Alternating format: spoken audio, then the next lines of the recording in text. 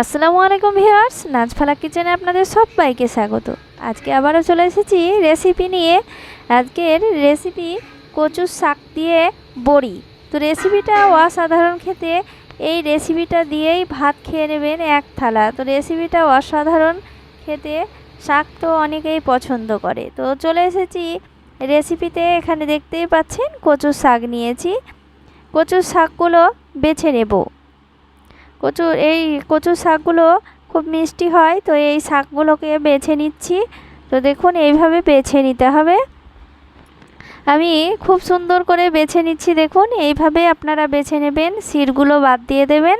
শিরগুলো বাদ দিলে শাকটা তাড়াতাড়ি সেদ্ধ হয়ে যায়। তো দেখুন শিরগুলো বাদ দিয়ে দিয়েছি। তো এইভাবে আমি এই শাকগুলোকে বেছে নিচ্ছি। তো রেসিপিটা অসাধারণ, আপনারা অবশ্যই প্রথম থেকে শেষ পর্যন্ত দেখবেন। তো আশা করি সবাইকে ভালো লাগবে। তো দেখুন এই শাকগুলোকে কিভাবে আমি বেছে নিচ্ছি। তো দেখুন আমি এইভাবে আমি সব শাকগুলোকে বেছে নেব। এই যে দেখুন খুব সুন্দরভাবে শিরগুলো বেছে নিলাম।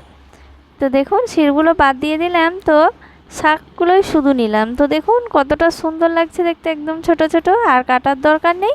তো চলে যাব, ভালো করে ধুয়ে নিয়ে চলে যাব রান্নায়। এখানে কড়াই চাপিয়ে দিয়েছি, তারপরে দিয়ে দিচ্ছি পরিমাণ মতো জল শাকটা সেদ্ধ হওয়ার জন্য।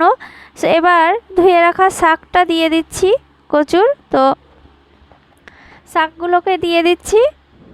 এরপরে দিয়ে দেব লঙ্কা, কাঁচা লঙ্কা, তারপরে দিয়ে দেবো একটা পেঁয়াজ কুচি, একটা তেজপাতা, 1 চামচ আদা রসুন বাটা, স্বাদ মতো লবণ দিয়ে সব উপকরণ দিয়ে ঢাকা দিয়ে দেব।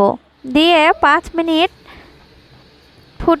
মিনিট পর ঢাকনা তুলে দেখে নিচ্ছি। দেখুন এবার সব মশলাগুলো সবগুলো একসঙ্গে মেখে নিচ্ছি। তো দেখুন এইভাবে নেড়ে নিচ্ছি, খুব সুন্দর করে নেড়ে নিয়ে যে দেখুন এইভাবে মিলিয়ে নিচ্ছি।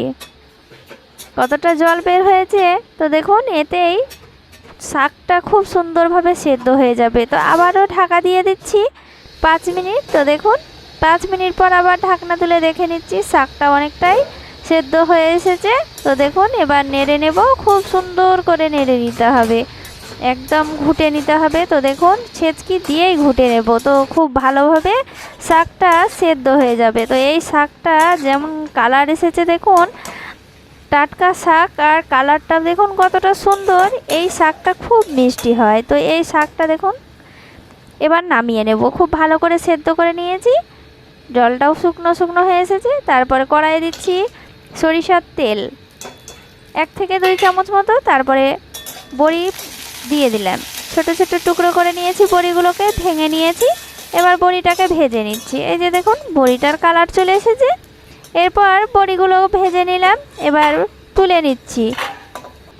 ওই কড়াইয়ে দিয়ে দিচ্ছি আরও 1 থেকে 2 চামচ মতো সরিষার তেল। তারপরে 2টো শুকনো লঙ্কা দিচ্ছি, আর দিচ্ছি রসুন কুচি দিয়ে নেড়ে চেড়ে রসুনের যে কালারটা চলে আসবে। তো দেখুন নাড়তে নাড়তে রসুনের কালারটা আস্তে আস্তে চলে এসেছে।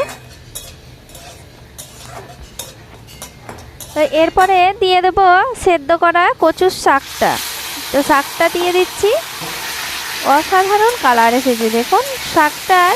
আর এই শাকগুলো কুটকুটো করবে না গলা। তো দেখুন একদম মিষ্টি। তো এইভাবে শাকটাকে নেড়ে নিচ্ছি খুব ভালো করে। তো দেখুন তেলের সঙ্গে ভালো করে একদম খুব ভালো করে নেড়ে নিচ্ছি।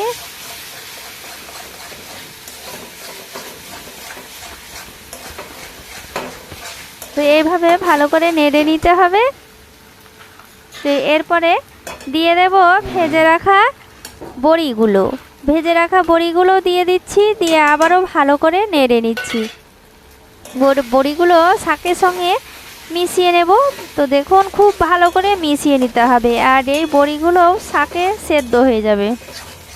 তো দেখুন তো বড়িগুলো একইভাবে দেখুন শাকের সঙ্গে মিশিয়ে নিচ্ছি। তো মিশে গিয়েছে দেখুন, আর আঠালো হয়ে এসেছে শাকটা। এবার নামিয়ে নেব। তো দেখতেই পাচ্ছেন বন্ধুরা কতটা সহজে কচুর শাকের রেসিপিটা হয়ে গেল। আর দেখতেও অসাধারণ হয়েছে, খেতেও অসাধারণ। তো রেসিপিটা ভালো লাগলে অবশ্যই লাইক কমেন্ট শেয়ার করবেন। আর সবাই ভালো থাকেন, ধন্যবাদ।